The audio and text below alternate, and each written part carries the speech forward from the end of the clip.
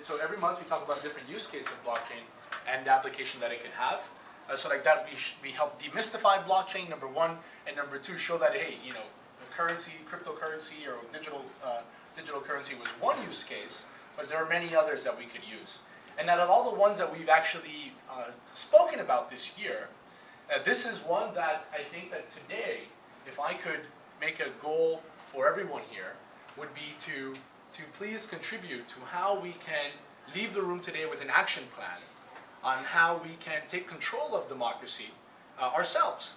And that will involve just a little bit of background, a little bit of education on, hey, what it is and what's being, ciao, come stai, what it is, what are the tools that are out there, what are some of the case studies and what works and what doesn't work. So like that everybody sort of gets on the same page, and then really just open up the floor to understand, particularly with the Women's League and other community organizers, sort of challenges that people have, right? If you're an elected official, challenges that you have. If you're a voter that sometimes can't get access, challenges that you have. So we can paint them out, draw them out, and then come up with a roadmap on how we can implement a solution here in Miami, even if it's just as a pilot, right? And as an individual and as president of the association, together with Jean-Claude and Lorenzo and everyone else here, we would want to commit to making sure that this proceeds and actually becomes a reality. So today is the use case that I think is closest to home, literally, and that we can actually do something about.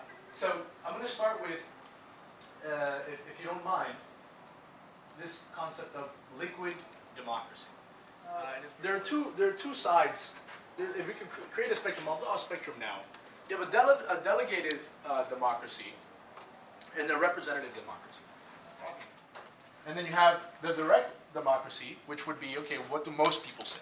So sort of you could think of polling as a perfect example of this direct democracy, right? If we would all take a vote, we'd all have to poll and then submit.